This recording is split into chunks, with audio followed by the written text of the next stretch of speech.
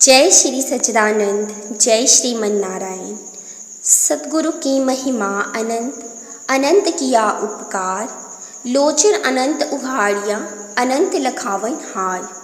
नाम के दाता सतगुरु हैं, भव सागर से पार कराने में भी समर्थ होते हैं और समय के सतगुरु हैं। तो चलिए आप लोग देखिए, आप लोगों ने सुना होगा ये कहानी, आप लोगों ने सभी ने सुना होगा, फिर भी आज मैं एक बार ज़रूर सुनाऊंगी। बहुत ही छोटी कहानी है, पर ये छोटी सी कहानी सीख बहुत बड़ी दी जाती है। तो सुनते हैं।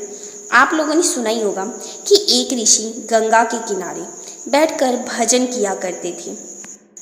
एक दिन वहाँ बैठे भजन कर रहे थे कि इतने में ही वहाँ पे पानी पीने के लिए हिरणों का एक झुंड आ गया।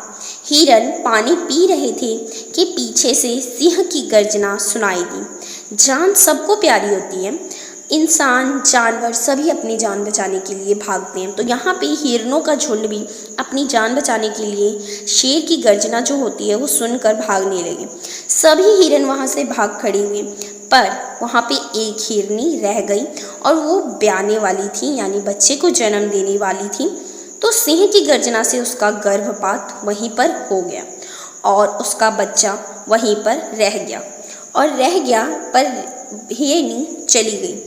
ऋषि दया के वशीभूत होकर उस बच्चे को उठाते हैं और अपने घर ले जाते हैं और ऋषि अपने घर में आश्रम में ले आते हैं, यानी आश्रम में। और उनके आश्रम पर एक गाय भी थी और ऋषि ने उस बच्चे को गाय के दूध को पिलाना शुरू कर दिया।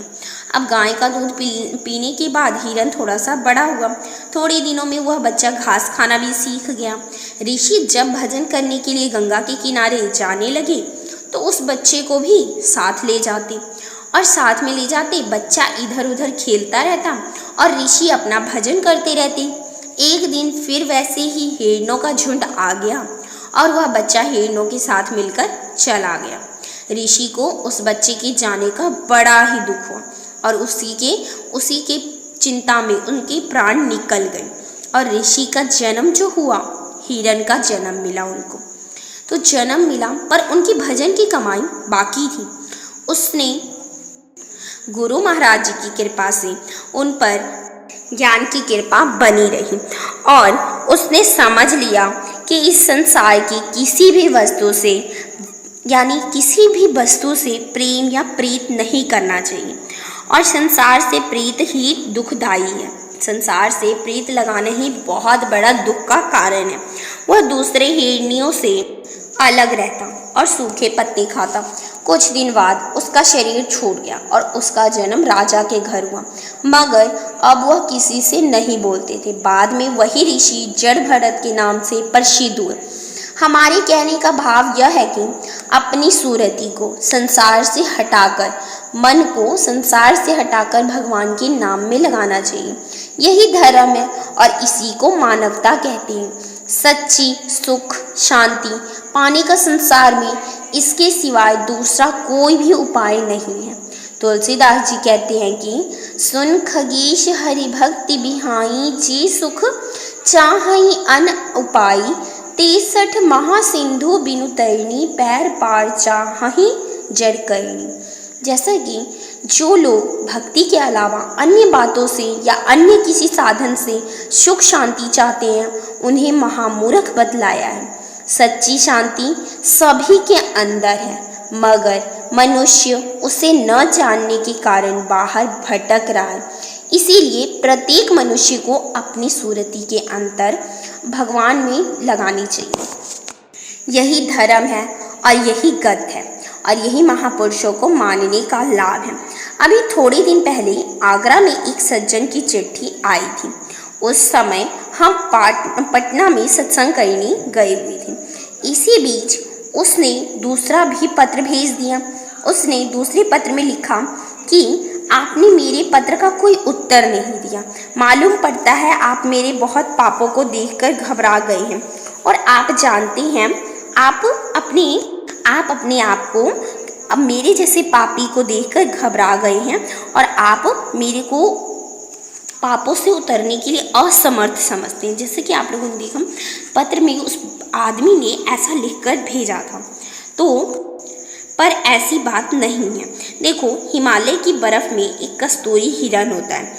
उसके बाल बड़े ही मुलायम और बड़े ही बारीक होते हैं, पर चाहे वह कस्तूरी के रुओं जितनी भी पापियों की श्रेणी में हो, पर परमात्मा के नाम में इतनी ताकत है कि उस सब पापियों को क्षण मात्र में पवित्र कर सकता है। मगर ऐसा कभी नहीं हो सकता। कितने ही लोगों का ऐसा ख्याल होगा कि राम के नाम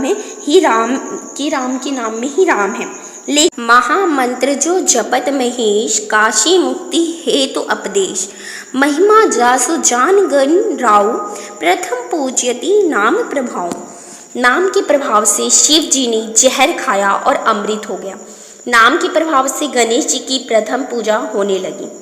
और नाम की महिमा कहाँ तक गाई जाए तुलसीदास जी ने तो यहाँ तक कि लिखा है, राम एक तापस तियतारी, नाम कोटि खल कुमति सुधारी, राम भाल कवि कटक बटोरा, सेतु हेत श्रम कीन न थोड़ा, नाम लेत भव सिंधु सुखाई, करो विचार सज्जन मन माही, कहो कहाँ लागी मन नाम बड़ाई, राम न सके नाम गुण गाई। भगवान राम ने लंका में जाने के लिए एक पुल बांधा और उसके लिए बड़ा ही भारी परिश्रम करना पड़ा, किंतु नाम के लेने से तो सारा संसार सागर सूख ही जाता है और सूख जाता है। हे सज्जनों, तुम ही विचार करके देखो कि राम बड़ा है या राम का नाम बड़ा है। भला नाम की महिमा का कौन बखान कर सकता है। नाम की महिमा को तो स्वयं भगवान राम भी नहीं गा सके, पर आज के लोगों को उस नाम का ज्ञान नहीं है। लोगों ने मनमानी झूठी बातों को ही भगवान का स्मरण भजन समझा हुआ है। कहाँ तक संत तुलसीदास जी ने लिखा है कि भक्ति स्वतंत्र सकल सुख खानी, बिन सत्संग न पावहि प्राणी, भक्ति पथ कहो कवन प्रयासा, योग नामक जप तप उपवासा। स्वतंत्र भक्ति तीर्थ व्रत यज्ञ हवन पूजा पाठ मंदिर मस्जिद या अन्य किसी क्रिया के अधीन नहीं है, पर बिना सत्संग के उस परम प्रकाश भक्ति का या उस पवित्र नाम का ज्ञान नहीं होता। गुरु बिन भव निधि तरई न कोई, हरि विरंचई शंकर सम होई। गुरु बिन होई की ज्ञान, ज्ञान की होई विराग बिनु, गावहि वेद पुराण, सुख की लहहि हरि भक्ति बिनु।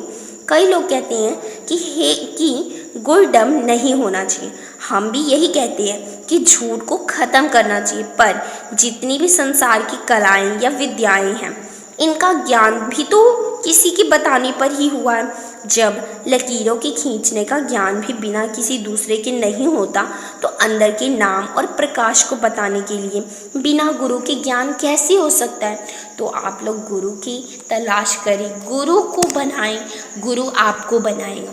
पहले आप गुरु का चुनाव करें, गुरु की शरण में जाएं, फिर आपको शरण में ले जाने वाले, जो भगवान की शरण में ले जाने वाले हैं, वो आपका गुरु है। तो गुरु की शरण में हमेशा रहिए। सद्गुरु की महिमा अनंत, अनंत किया उपकार, लोचन अनंत उघाड़िया, अनंत लखावन हार। जय श्री सच्चिदानंद, जय श्रीमन नारायण। और वीडियो अच्छी लगी हो तो वीडियो को लाइक कीजिएगा। और सबसे पहले अगर अच्छे से वीडियो बनी हो, अच्छा बात हो, यानी अच्छी चीज़ें बताई गई हो, तो दूसरों को भी शेयर कीजिए। और चैनल पे नए हैं तो सबसे पहले सब्सक्राइब कीजिए। आप लोग सब्सक्राइब नहीं करते, सब्सक्राइब कीजिए, चैनल को आगे बढ़ाइए। सत्संग बहुत अच्छी आएंगी। आप सभी को जय श्रीमन नारायण, जय श्री सच्चिदानंद।